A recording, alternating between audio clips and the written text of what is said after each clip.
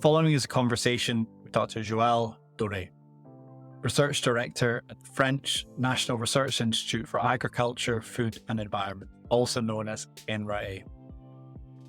Dr. Doré has been involved in microbiome research for over 40 years, so he is a true expert in the fields of microbiome science and gut health. We explored a very diverse and interesting range of topics within these fields. We talked about probiotics, the first generation, the next generation. What does the future look like? What does he recommend? We explored his protocol for gut health, what he advises friends, colleagues, family when they ask him, what should I be doing to improve my gut health? We also explored at-home microbiome testing. What are the strengths and limitations of the current state of the art? Where does the future go to get to better and more robust at-home microbiome tests for everybody? We learned about his most current topics and areas of research, which were fascinating. We also explored the concept of the gut-brain axis. So there's something in this episode for absolutely everybody. Wanted to thank Dr. Doré for coming on the podcast, and also thank all the listeners for staying with us over 40 episodes now, which is amazing. This is Inside Matters. My name is Dr. James McIlroy. Enjoy it. Joël, welcome. Thanks, James. So, very often I've heard you speaking about the concept of the human microbiome symbiosis. And I've heard you talking about how maybe perhaps we're less than 50% human. So could you dive into this and start off for the listener explaining this concept of the human microbiome symbiosis?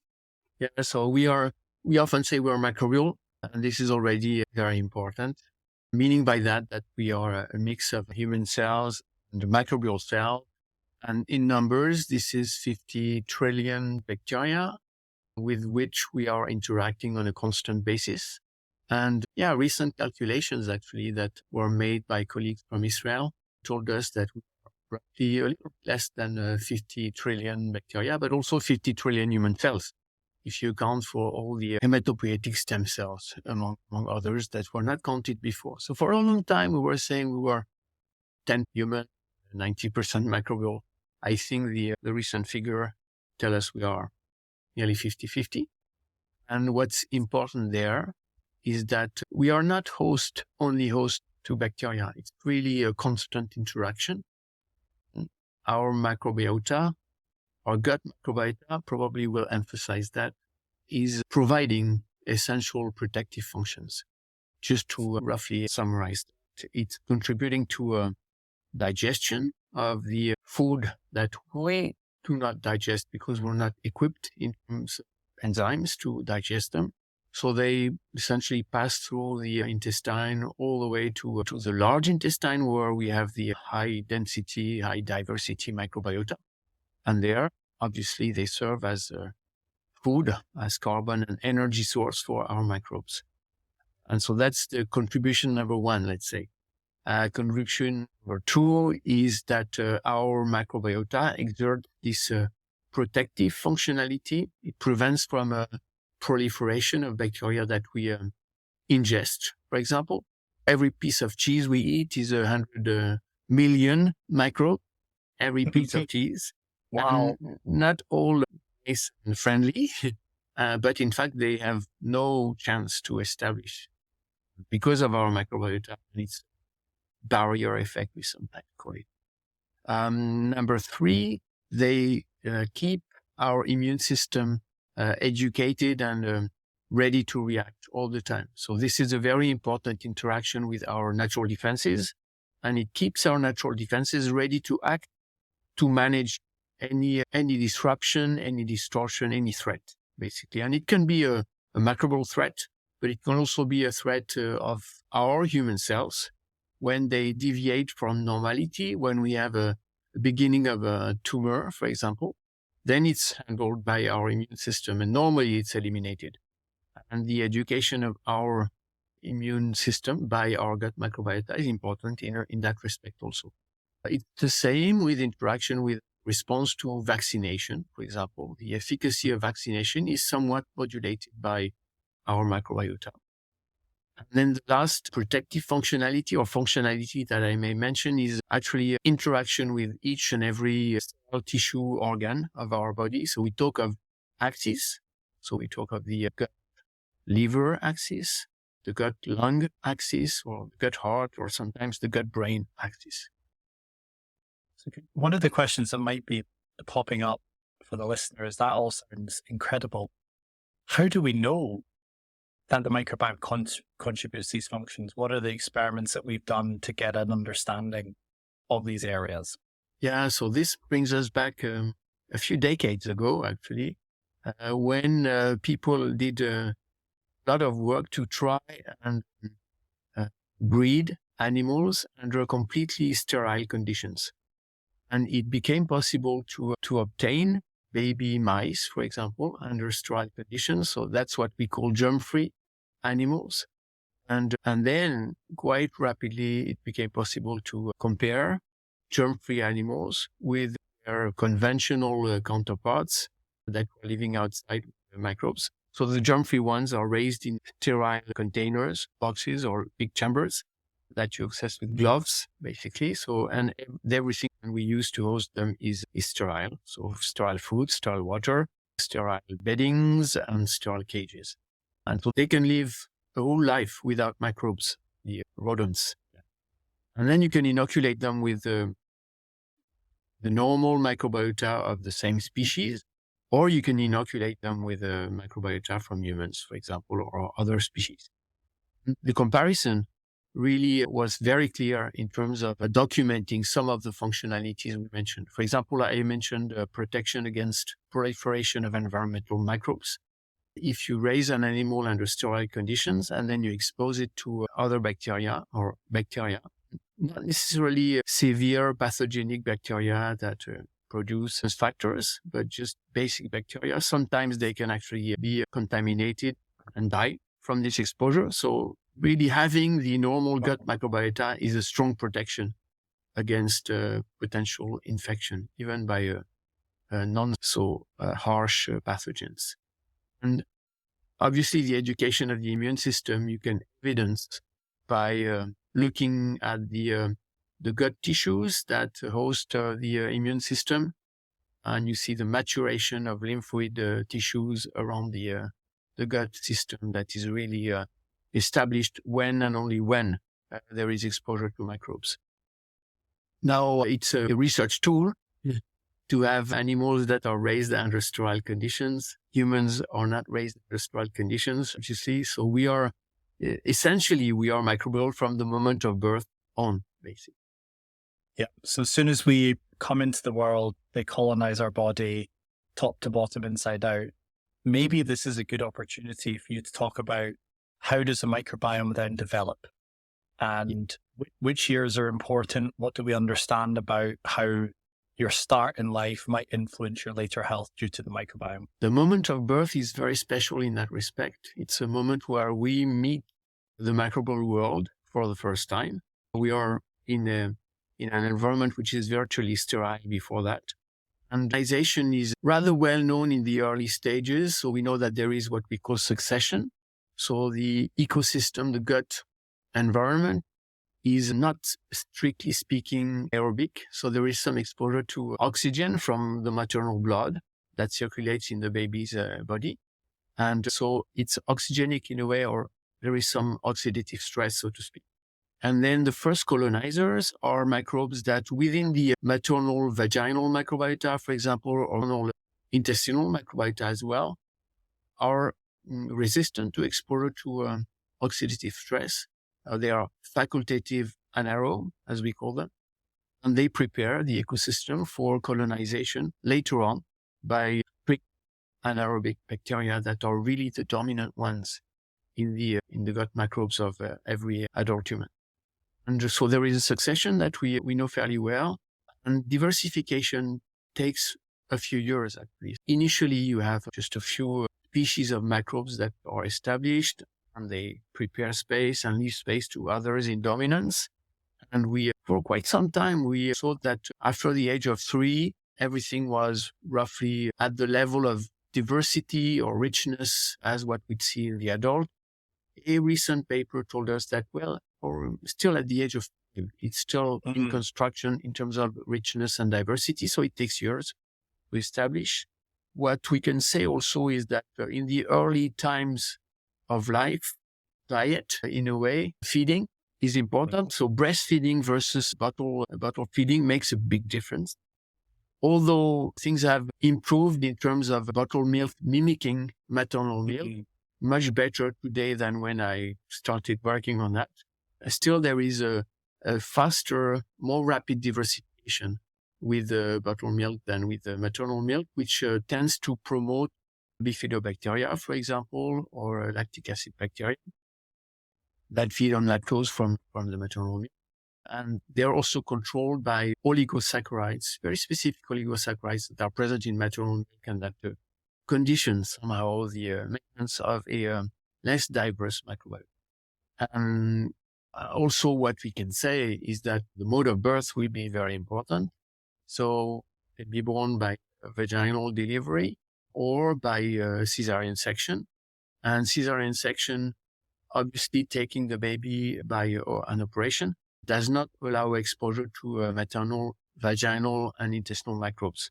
So it somehow delays the diversification of the microbiota. And also because there is no exposure to maternal microbes as efficiently as by vaginal delivery, then it's not only a delay, it takes much more time to diversify.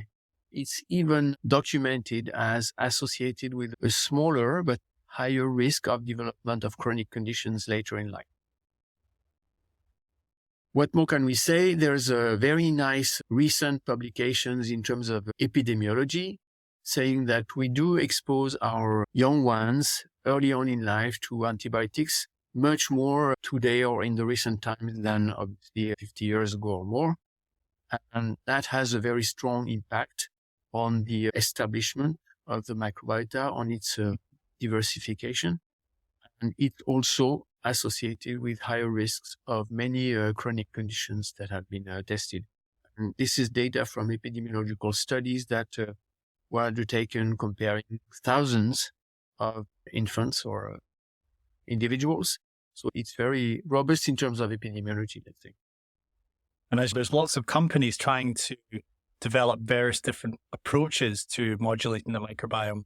How hard might it be to replicate all the beneficial elements you would find inside the vaginal tract?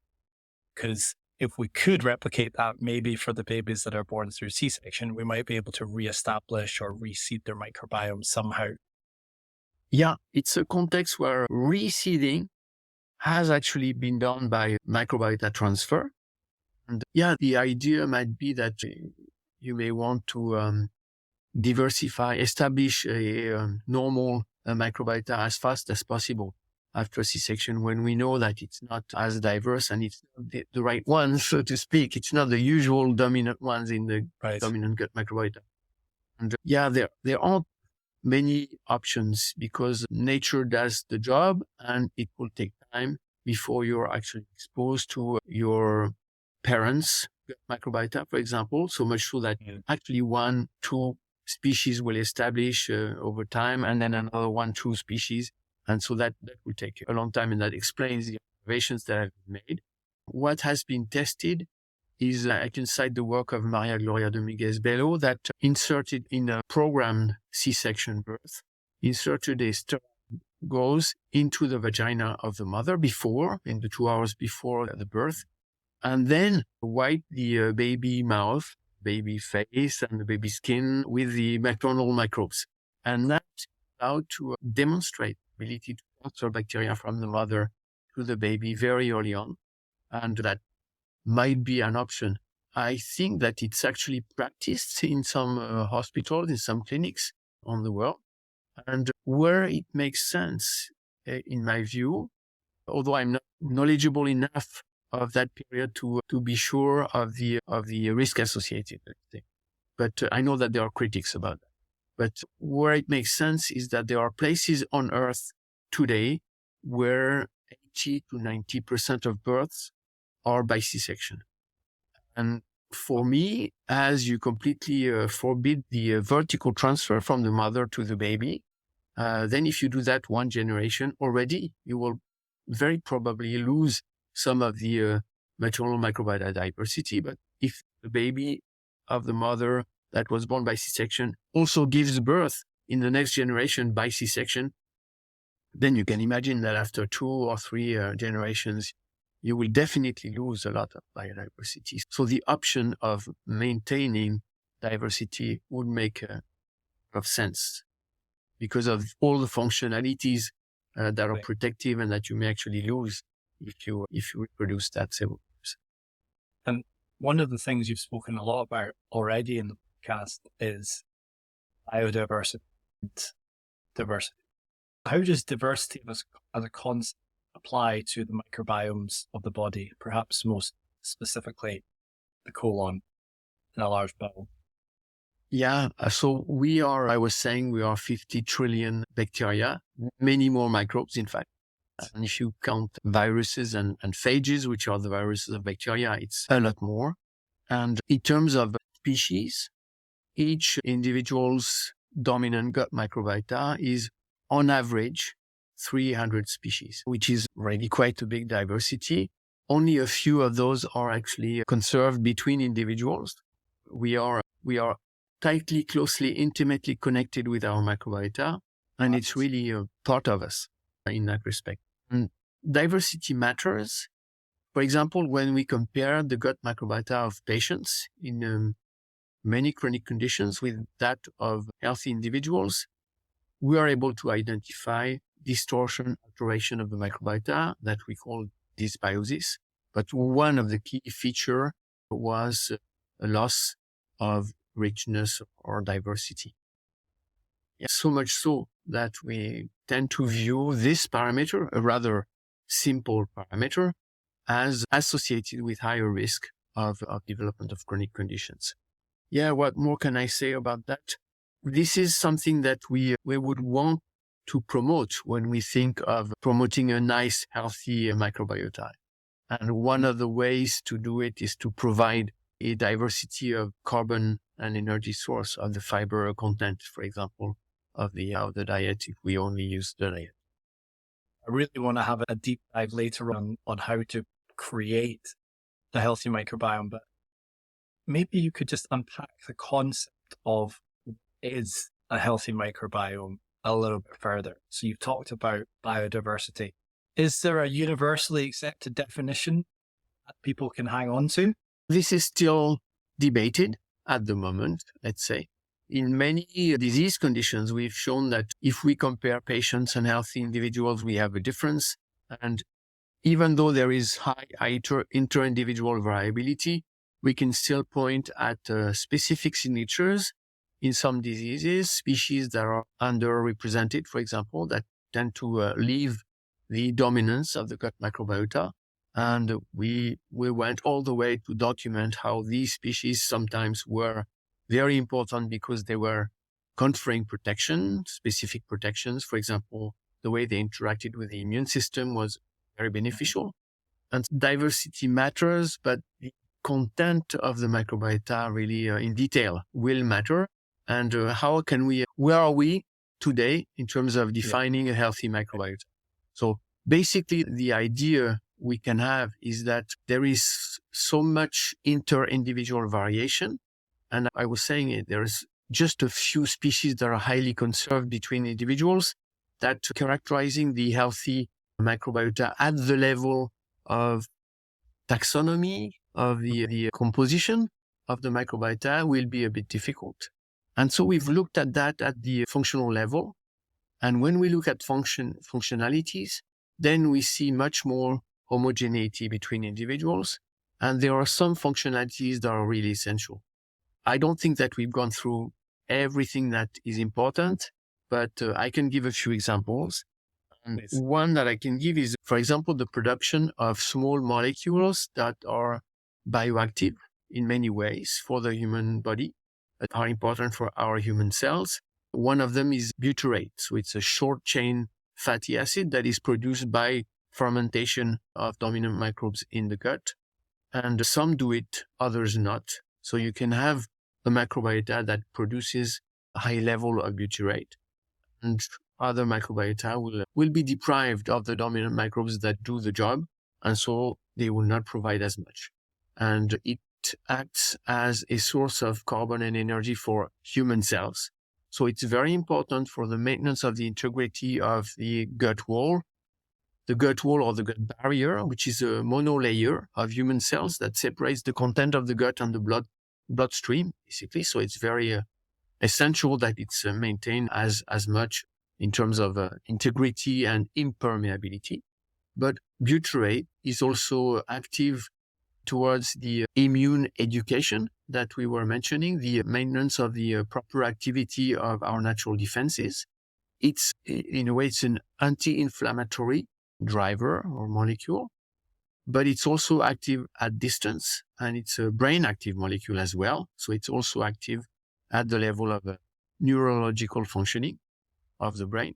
You can imagine this is a very important product of gut microbiota. And when we think of a normal, healthy gut microbiota, then we want to see in there the microbes that do produce butyrate. There are other aspects. The ability of the microbiota to bioconvert, to convert bile acids. So this is molecules that are produced by our gallbladder close to the liver. And this is used by the body to digest lipids, but it's also signal molecules that are very important.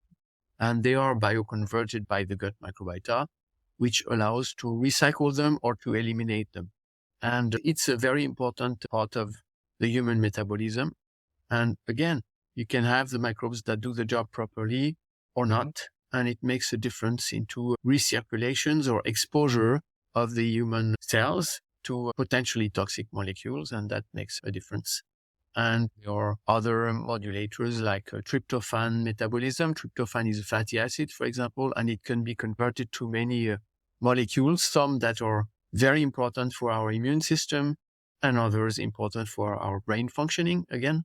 And all these make a big difference. So we have ideas of functionalities that are important because they are constantly associated with health, and others that are conversely more associated with detrimental effects, and not necessarily conferred by pathogens, by bacteria we know that produce active toxins, for example. But still, when they are here, there is it's more of an indication of toxic conditions or altered conditions, let's say. Is it fair to say that there are some strains or species that we have identified seem to consistently be associated with health? Well, yeah, I think that we can say that, being cautious that we mentioned how there is a high inter-individual heterogeneity. I mentioned, for example, the production of butyrate. Our colleagues from Aberdeen did quite a bit of work on identifying those microbes that are essential for the production of butyrate. And when you do so, you realize that it's not just one microbe, it's several species. And some individuals will have one, others will have another. So the composition of the microbiota will not be exactly the same, but there is a functional redundancy in the capability of producing butyrate, for example. And so that in itself tells us that we cannot generalize a composition that is ideal. Maybe I don't think I'm answering properly to your question. No, I think you are. I think what we're saying is there's a huge amount of individual variation, and we've heard before on this podcast, it's as unique as your fingerprint almost. Yeah, in composition, yes. Yeah, and in functionality, you have functional redundancy, different species doing the same job, basically. So then you can have people that function the same in terms of gut functioning, but that have rather different microbiota composition. So it's a really nice segue into another concept that I wish to explore with you, which is the concept of at-home microbiome testing, which I've heard you speak about before. So if it's the case that we all have a unique microbiome in terms of composition, what is the value of home microbiome testing, and more generally, what's the current state of the art? Yeah. And the way you phrase it, at-home microbiome testing is very important. I think that today we have many options as citizens if we are curious to obtain the picture of our microbiome. So it's like the selfie of the inside. And I think that it's fair to be curious. When it became possible to have your sequence of your genome, then people were curious and they wanted to know what their genome looked like. And so they would pay for it. And today you can pay to have your microbiome sequenced. But the way I view it today is that there is no medical use for those at-home tests that are proposed for the moment, essentially because it's not standardized. So what do I mean by that? I mean by that if you were to send aliquots of one stool sample in 3 different laboratories, you would get essentially 3 different pictures because the process is not exactly the same. And you can imagine that if you provide the result of such a test to a medical doctor, then it's really complicated to manage that because you will know that if it was another lab, it would be a different picture. And what can you tell from that? So the idea as of today is that for me, it's fine for curiosity. It's probably also fine for wellness if you use always the same laboratory to obtain the result, because then you can compare from one time point to another. And so it makes sense. What you want to modify, then you can have the results of the next time point and know whether you have been effective. But if you think of medical doctors using the information, then we're not ready yet. So then what do we need? We need the standards. And we already published on the standards, so they are available. So you can imagine that a medical biology lab will be able to apply standards that will be so accurate that a lab in the US, in Europe, in Australia will give the same results. So that's fine. You need big numbers because you want to compare your results to a large reference of information. And so in that respect, we are making progress every day. I'm scientific coordinating a program in France where we are recruiting 100,000 volunteers to give us stool sample to analyze their microbiota. And this is part of the Million Microbiome from Humans project. So it's talking of 1 million microbiomes being characterized today worldwide. And that will give obviously much more information than we do have today in terms of reference. And then you're not there yet. You need to demonstrate that the use of the microbiome test will come with clinical benefits. It's really setting yourself into the evidence-based medicine, basically. So you want to set up a trial that will allow to demonstrate that if the medical doctor uses the information on the microbiome, then clinical management is actually better.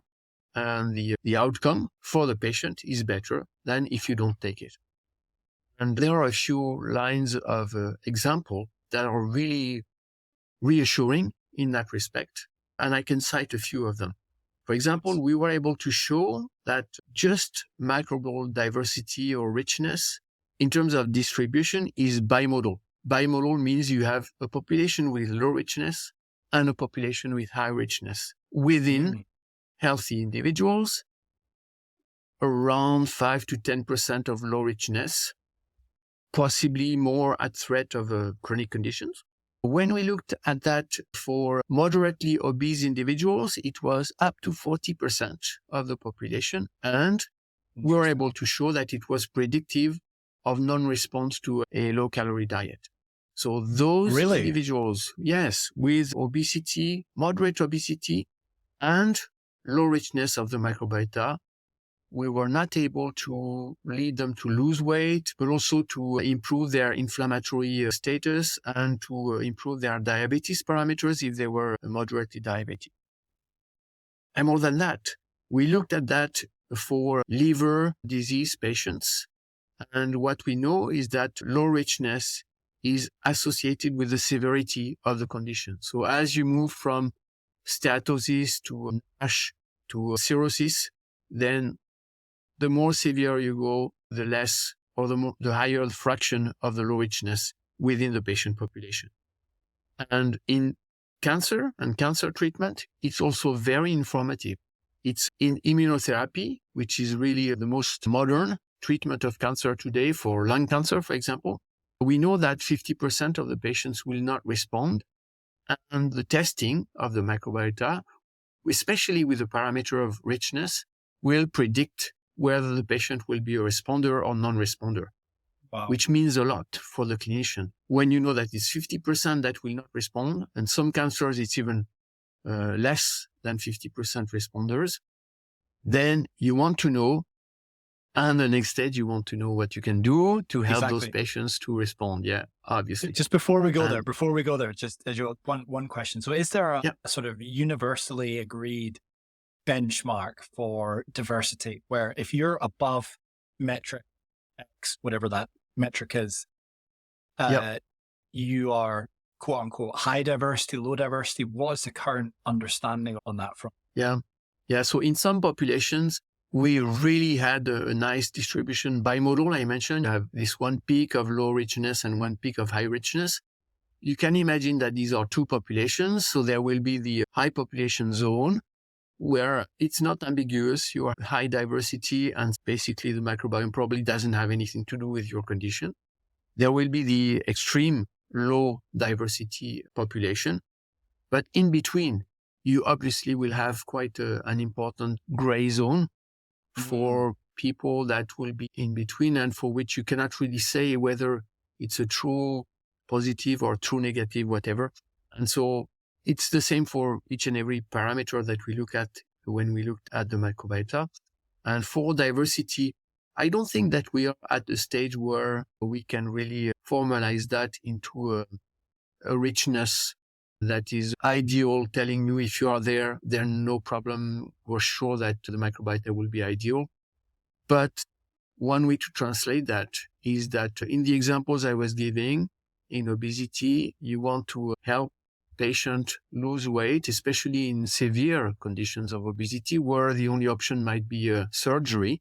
Then that if you are low richness, the goal you want to set is to increase richness really significantly.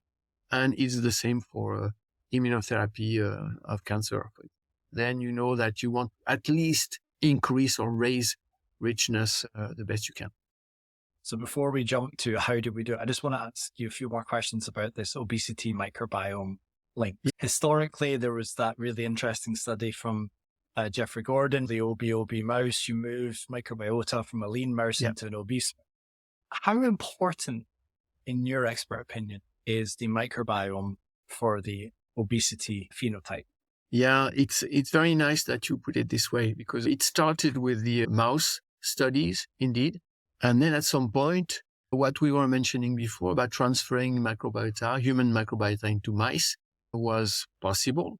And so that was tested. And there was a very nice paper in Science by Redora and colleagues, the team that you mentioned, from Jeff Gordon and Pete Turnbow. And what they did is transfer the microbiota from twins that were discordant for obesity. And this was really nice because you had one twin obese, one twin non-obese. And they demonstrated that if you transfer the microbiota from the obese twin to mice, then upon the right diet, they will gain weight much faster than the mice that receive the microbiota from the lean twin. And so for me, that was a very nice demonstration, one step towards demonstrating the causality of the microbiota in this context of obesity.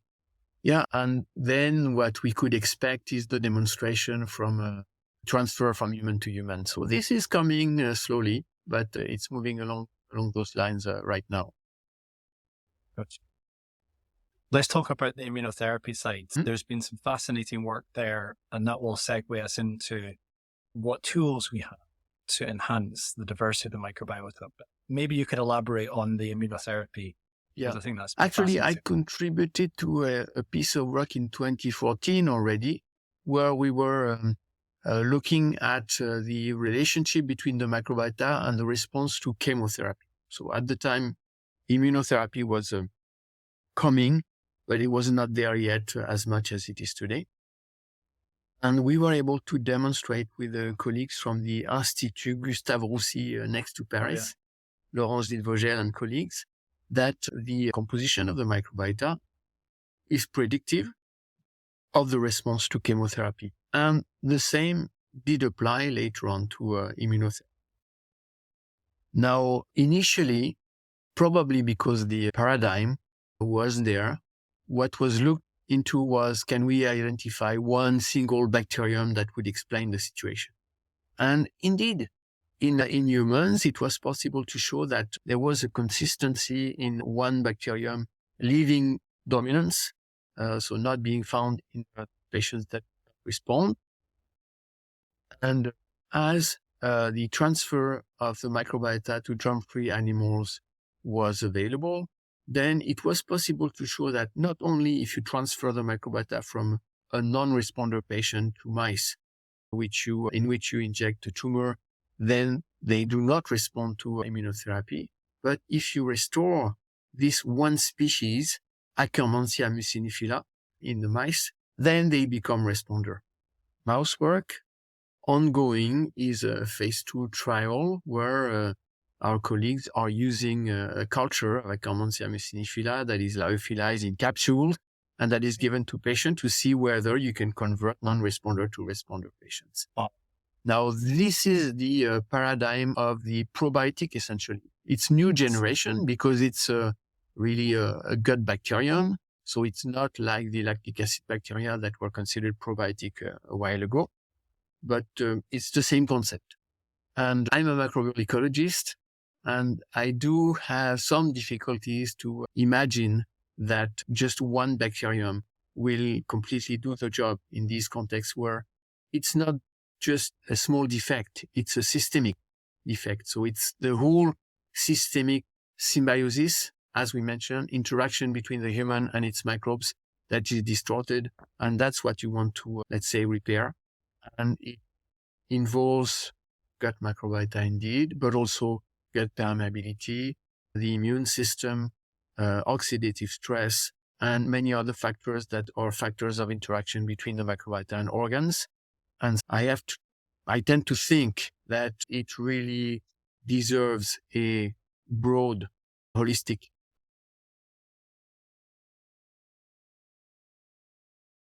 systemic approach to correct the alteration. So is it fair to say that as a microbial ecologist, you believe that Akkermansia might be an important part of the story, but it would require to be delivered with other elements of the ecosystem to really get... Yeah, very much. In fact, we mentioned the importance of richness of the microbiota, and we've done some work because Akkermansia is also important in obesity and diabetes, showing that if you have low richness microbiota, you're disadvantaged. But if you have low richness, low Akkermansia, it's even worse, basically. So you would want to think of Akkermansia as an important actor, but it needs to have the right grounds in terms of overall ecosystem, and overall diversity will be very important anyways. And what the colleagues have done actually ever since the initial identification of Akkermansia as a player is to try and use testing to see whether they could design a model. So knowing it was more complex than just one species, they looked for a diagnostic or prognostic model.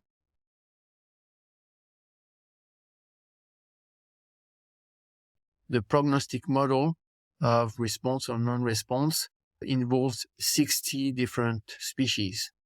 Wow. So it's really the whole system that can be modulated, engineered, and that will need to be restructured really completely to potentially hope for a gain in function that would allow response to treatment.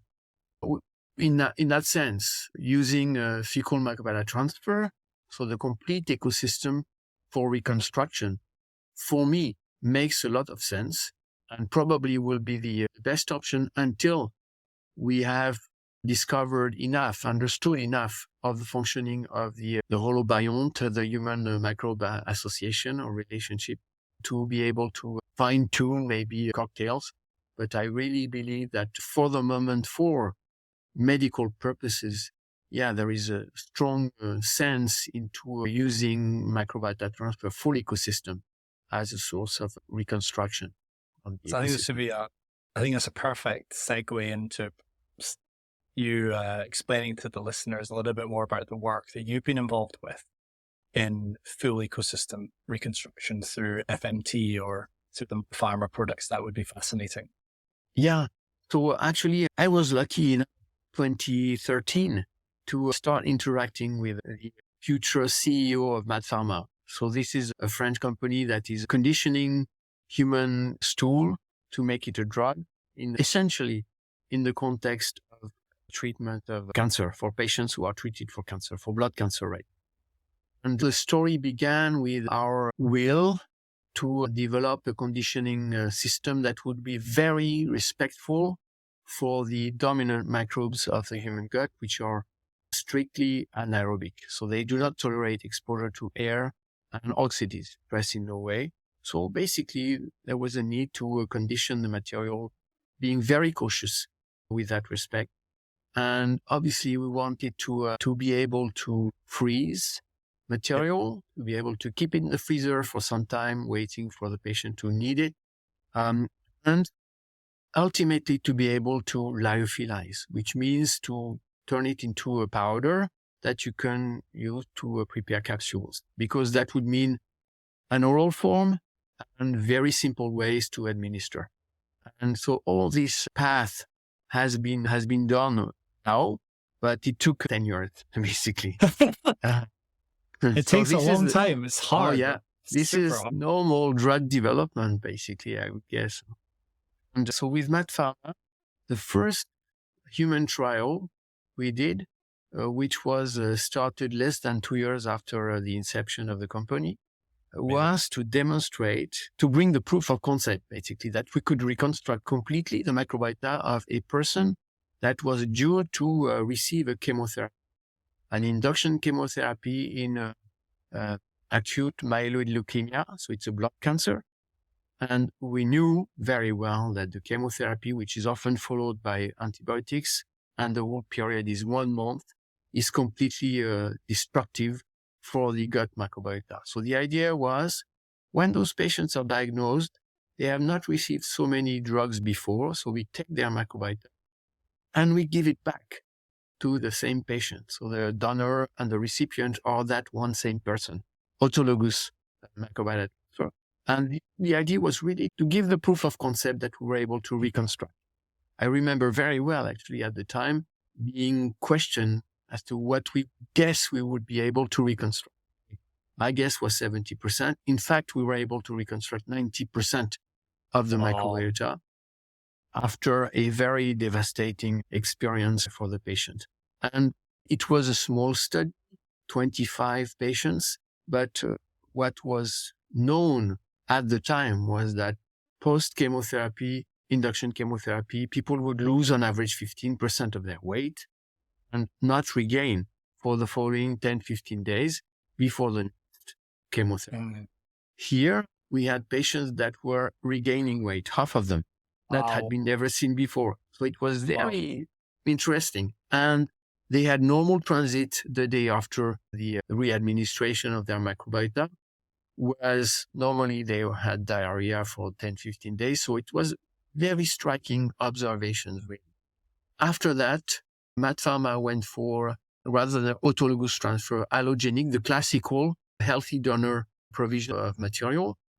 But the decision was made to do pooling, so to pool microbiota from several donors with this basic idea in mind that this would increase microbial diversity or richness of the drug and also promote the proportion of the microbes that are most shared between donors, between healthy donors. Now, you know that very well, but donors in fecal microbiota transfer are vetted with a rather drastic selection. You start with 3,000 candidates, you end up with less than 30 that are acceptable because there are obviously no pathogen in the system, no bacteria, no viruses, no protists, etc.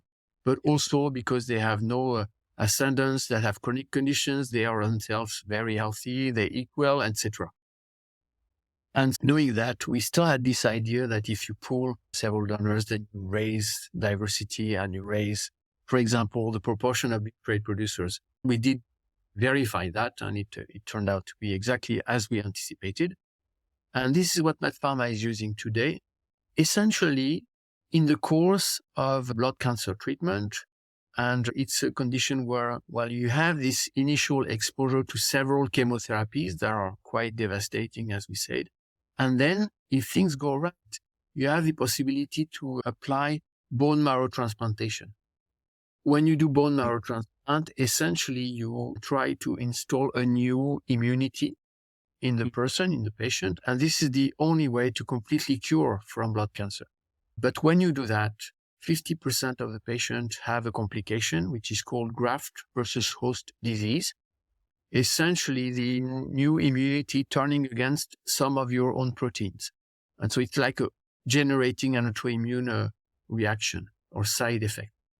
And if there is no response to steroids in this condition, then medicine has no option, basically. There is no possibility available today. And so this is where Pharma said, we'll try fecal transplantation or fecal transfer. Maybe we'll comment on transplantation. Yeah, maybe we should. I correct myself and I correct everyone I hear talking of transplantation. When you do transplantation, you're talking of organ transplantation. And essentially what you want to do is all the cells you provide have to establish.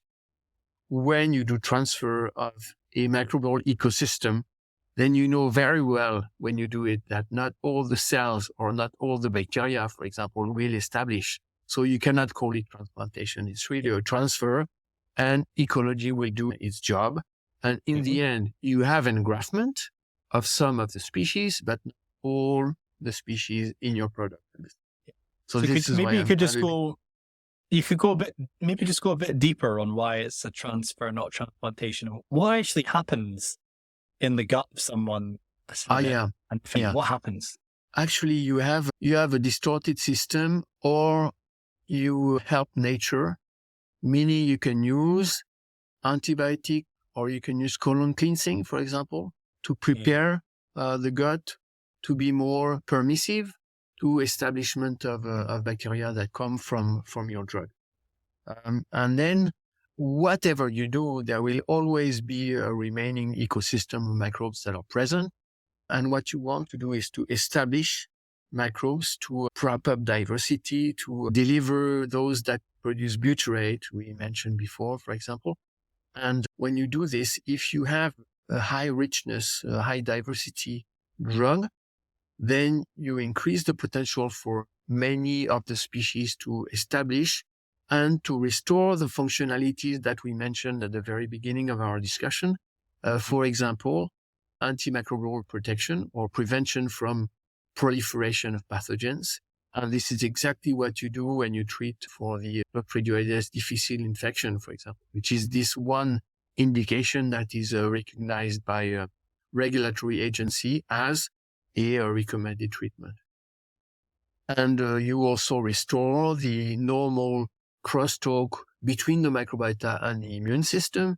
Hence, you restore immune homeostasis, the normal functioning of the natural defenses, and you restore the normal digestion or contribution to digestion by the microbes or fibers, for example, and you restore crosstalk between the gut microbiome and all organs, including the brain. So this is very important that you put yourself in a situation where you guarantee that you will provide species that will establish. This is why actually being very cautious in the preparation to maintain those microbes that are normally dominant, but that are quite sensitive to many factors, including exposure to air is really important. One key element is.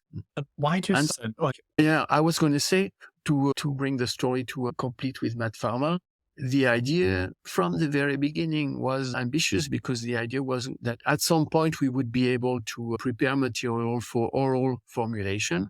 And so the decision on the process itself at the very beginning was to allow lyophilization at some point. And this has been done.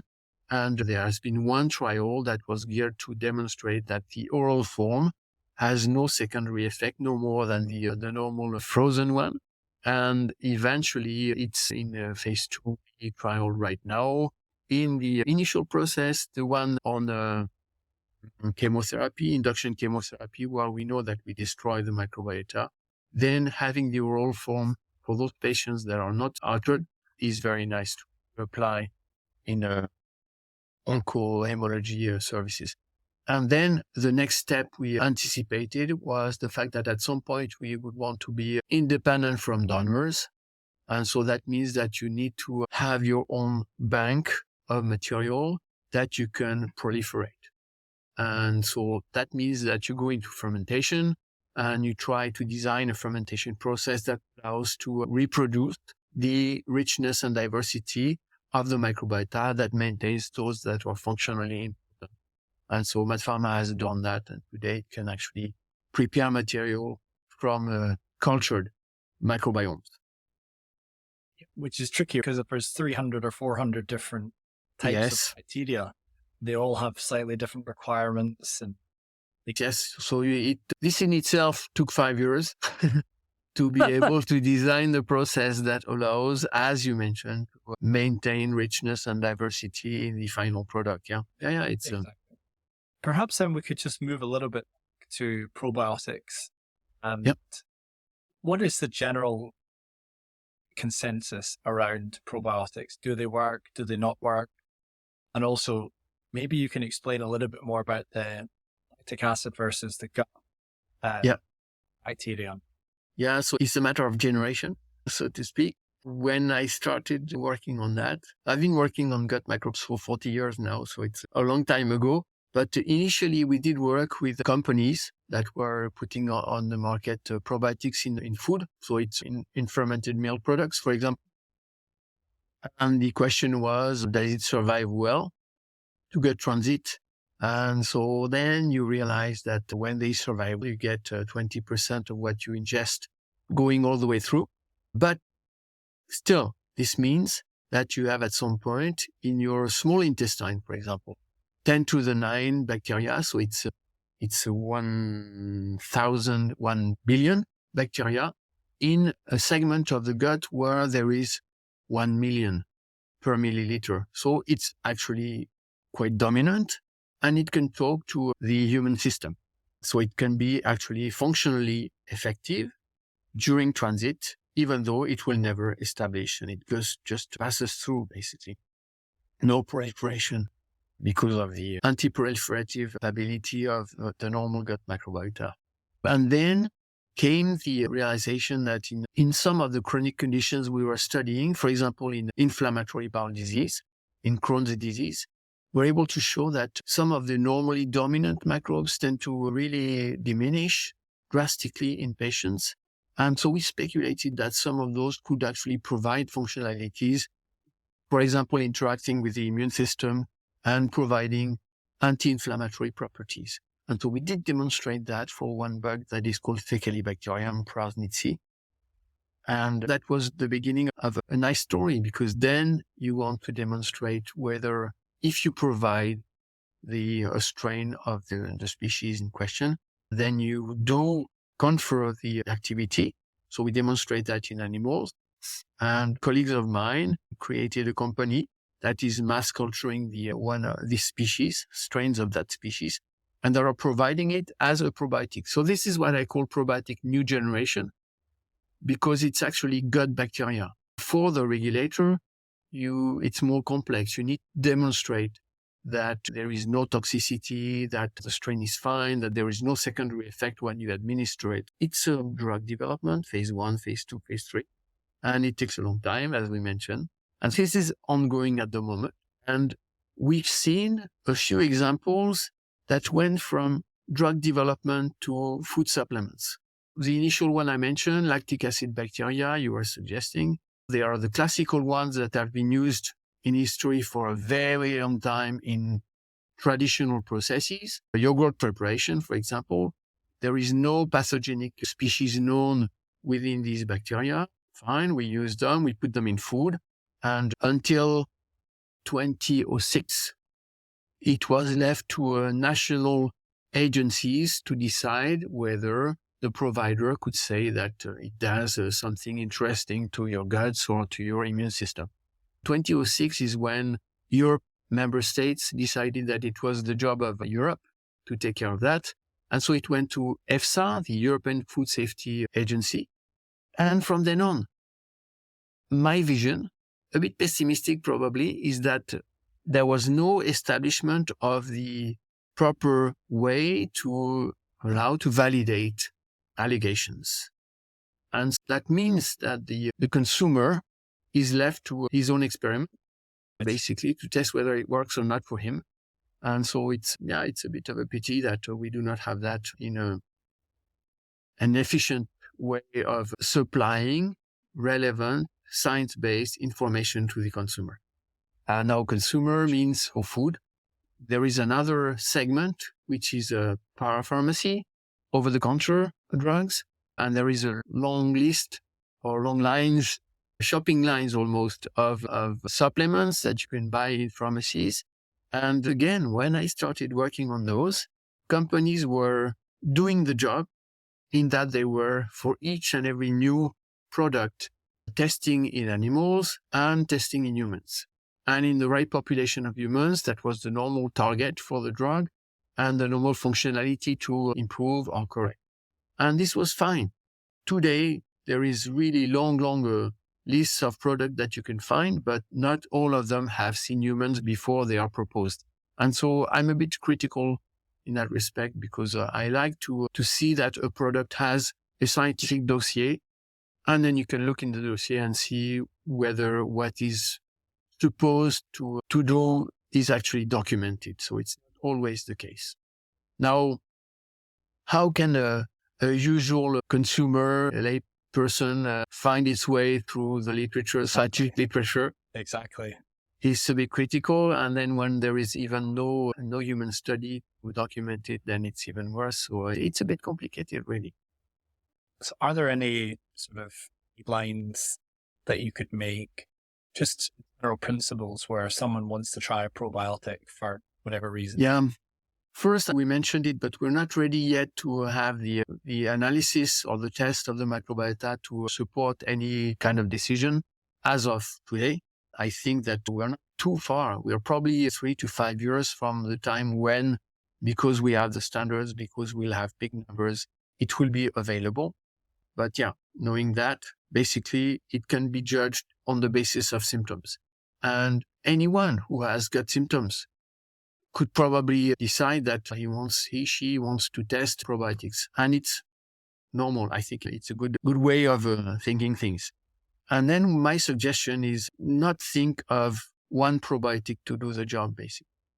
It's very possible that you have at some point in your life experience or at some point recently some gut permeability.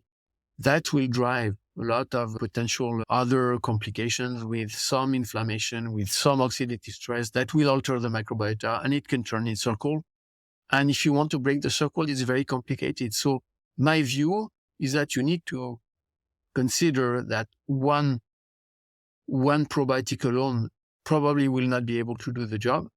And whenever I get to recommend for family, for friends, for example, then I try to think of what could be used to reinforce the gut barrier and what could be used in combination to limit inflammation and what could be used in combination to tackle oxidative stress. And probably it would be nice to have, if you are in a stressful life condition, you do not eat well, then it would be nice to have something to prop up microbial diversity with a few fibers. And my recommendation really is that you have at least these 4 levers that you want to activate. Microbiota, basically you have a Mediterranean diet, it's fine. You have the richness in fiber, you have the color in your food because this is providing polyphenols and it's really great. And you have the omega-3 fatty acid in your oils and in your fat fish. But I would combine that with something that will tackle gut permeability and there are options. Glutamine is one. It's an amino acid you can find in pharmacy, and it's really doing a great job with at least 2 grams per day per person. And then there are also probiotics that are well documented science-wise to do a nice job for gut permeability. Then you want to tackle inflammation. So again, there are yeasts and bacteria that are well documented to limit inflammation. Any examples you can give? Sorry, just in association with antibiotic, the World Gastro Organization recommends Lactobacillus rhamnosus GG and the Saccharomyces boulardii, a bacterium and a yeast. And both actually are documented to be quite effective on gut inflammation. And then the last bit of the vicious circle is oxidative stress that really comes with low-grade inflammation. And the lactic acid bacteria are equipped with enzymes that can tackle oxidative stress or lactics in general, but also polyphenols. So what gives the color to fruits and vegetables will actually have anti-inflammatory and antioxidant properties. So they can be a nice addition. So here it's curcumin, for example, from curcuma, or quercetin from many plant material, or resveratrol from grape. That are nice indication or nice examples of polyphenols that could be used. Yeah. For oxidative stress. Yeah. And red wine? Glass per day is fine. I think it does a great job. The problem with alcohol, if you have too much, is that it's a strong promoter of gut permeability. You cannot have too much. One a day. That was a really nice summary there. And I think when you write your book, you should definitely tabulate the Joël Doré protocol for gut health. I really enjoyed that. So is there a best diet for the microbiome? Do we know? Yeah, we have literature, epidemiological studies, basically, that really document diet from Crete or Mediterraneans overall. That seems to really be doing the job. And it's actually nice in terms of tackling the levers of the vicious circle that I was mentioning. So it's rich in fibers. There's also nuts and things like that in the diet, in the Mediterranean diet, olives, fermented food. The one I did not mention so much is fermented food, because we talked about probiotics and new generation probiotics, but overall, fermented food are interesting. For example, fermented drinks like kefir, even fruit kefir, contains 50 different strains of bacteria and yeast, and none of those will be detrimental in no way, but some can be actually effective for gut permeability, for inflammation, for oxidative stress. So it can be a nice option to include in a microbiome-friendly diet. Perfect. Before we bring this to a close, we spoke prior to you coming on about the 100,000 microbiome project. Yeah.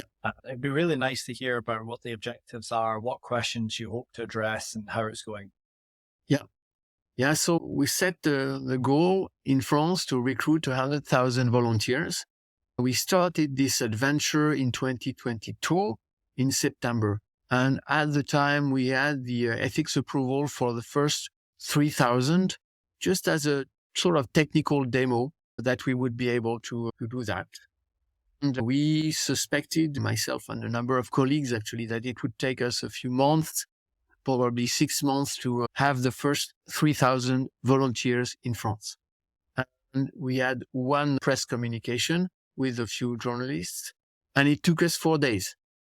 So within 4 days, we had 3,000 volunteers in France. We were really happy and scared at the same time, I would say. And so then we worked on the technicalities, on the automation of all the steps, because our business is essentially, we work with medical doctors that have access to the patient data, basically, so they know who's who. We do not. We work only on coded material, and we do the sequencing, the extraction of DNA and the sequencing and the characterization of the profile. But obviously we had to automate a number of things before we would be ready. We started again in fall 2023. And today we have more than 20,000 volunteers, or I should say quality control samples in store. And we started sequencing the first several thousands actually already. Our goal is to reach 10,000 sequenced by the end of this year. And we will start analyzing and publishing this year actually on all. Our goal is to essentially really scan the French population, healthy and non-healthy, from all ages. So we started with adults, and we have from 18 years of age to as of today. And we will start this year in the summer, the French Good Kids. So we start at 3 years of age starting this year. Wow. So we want to cover essentially all ages of life and all conditions. And we have, from the population we recruited so far, or that volunteered so far, 30% that do consult for a disease condition or several. And so we already have quite big numbers, hundreds of patients in various conditions. So the goal will be to document variability between individuals, obviously, to see whether we can identify ranges of variation in the healthy population. So that would prove very useful for the future of testing, as you can imagine. And we also want to document further basic questions.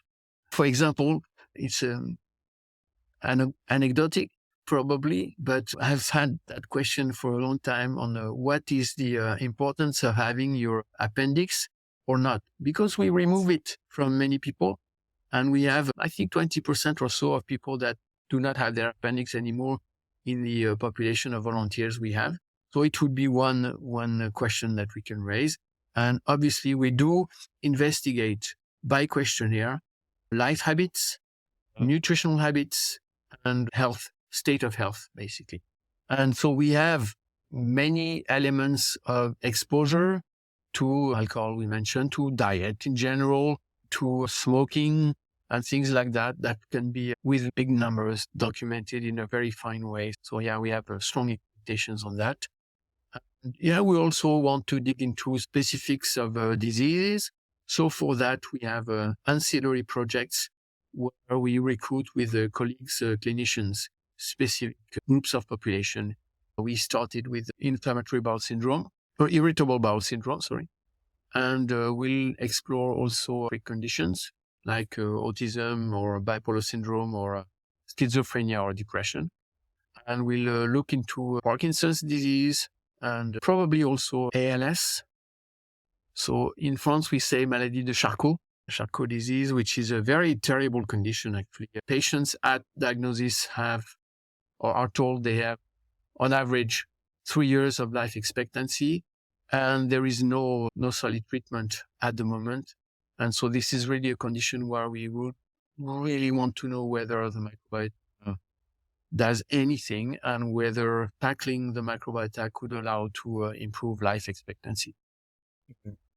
So all those, basically. Mm-hmm. Really interesting here. You're looking at Parkinson's, schizophrenia, ALS. This concept of the gut and the brain, we've actually not explored at all so far in this conversation. Yeah. So what do we know about the connection between the gut and the brain? The classical comparison between germ-free animals and animals with conventional microbiota on the basis of really formal, normalized measurements of anxiety. And it was shown that there was a complete difference in behavior of the animals, whether they had microbes or not. And so that was suspicious. Telling, is the microbiota involved? And there were experiments of transfer of microbiota from animals to animals between strains of mice, for example, or lines of mice that are either really very dynamic and stressed lines versus very calm ones. And it was shown that this is the microbiota that actually determines the level of energy that they show. And there's been a few trials today now in humans showing that if you transfer from humans to animals, if you transfer the microbiota from people with depression, for example, to rats that are primed with antibiotics, then you do transfer altered behavior and many other factors, actually altered microbiota, altered immunity, gut permeability slightly. And the same has been done with autism, where people initially had documented the altered microbiota in autistic patients, very often infants. And then what was shown is that if you transfer the microbiota of autistic infants versus control neurotypical infants, then you would have, in the transfer of the microbiota from autistic patients, a conditioning of the system or a reconstruction of the symbiosis that was associated with altered behavior, measurably altered behavior in the animals, but also altered microbiota, inflammation, altered metabolome, or the small molecules that are produced by the microbiota were different. And there was also alteration of gene expression in the brain of the animals just by transfer of the microbiota, especially for genes that are known to be associated with mental problems, alterations. And so this was one step into documenting causality. And then there's been one trial, one open trial in 18 autistic infants by fecal transfer from humans to humans. So the goal here is to alleviate symptoms. And what was shown is that the infants that were selected were autistic, 80% severe autism, and with GI symptoms. Upon transfer, which was quite intensive over 1 month, there was alleviation of GI symptoms within a few weeks. And then after 2 months, there was already measurable improvement in the capacity to concentrate on small exercise and to perform small exercises. And the group in the US who published on that did publish 2 years later, saying we started with 80% severe autistic patients. We only have 20 2 years after. And 40% of the infants are out of the autistic spectrum, which is really fascinating. And so it needs to go further, basically. We want to know more. I'm hoping that we have one trial in France that starts with a fecal transfer in infants. And that's really quite fascinating. And the concept today is that, I'll make it simple, but if you have gut permeability and inflammation at the gut level, then you actually have permeability of the blood vessels in the brain. And so it immediately generates neuroinflammation. And this is where you can get alteration in behavior, perception of anxiety, perception of depression that are associated to alteration in the gut. Wow. It will not always be the case. There will be many conditions where depression is not related to the gut microbiota, I'm sure. But whenever there is GI symptoms associated with neuropsychological conditions, then my feeling is that it's relevant to tackle the gut health at the same time. Love that. It's a bit of a vision for the future. Why don't we wrap up with you giving us your vision for the future of this space? Why should people be excited? What are you looking forward to? I've been in the space for 40 years and I'm still very excited. Good. But this is not a reason for others to be excited. I can tell. No, I think that we are at a special moment, actually, where when I say we are microbial, we are ecosystems, we are symbiosis. This is what the microbial ecologists will say. But the medical field and the field of preventive nutrition really will come into realizing and using this as a lever, basically to try and really adapt what we do today in terms of recommendations, in terms of food supplements, in terms of complements in general, or in terms of therapeutics, adapted to the microbial human, basically. So the medicine of tomorrow is that of the microbial human. Preventive nutrition of tomorrow is that of the microbial human, and that will make a big difference. And actually, we can wrap up with just saying one thing we should have said at the beginning. Okay. We have seen for the past 70 years an increase in incidence of chronic conditions, totally uncontrolled, basically. Many conditions that are related to immunity, but immunity is tightly connected with the microbiota. And so we have to move one step further and really realize that we have to deal with the microbial human, basically. I love that. Joel, thank you so much.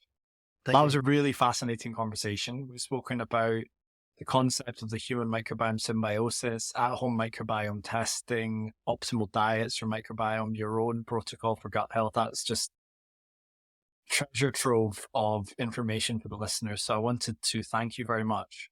Thank you. For coming it was on. A pleasure. It's a true pleasure. And look forward to staying in touch and seeing the outcomes of some of the exciting research that you're doing at the moment. Thank you. Okay.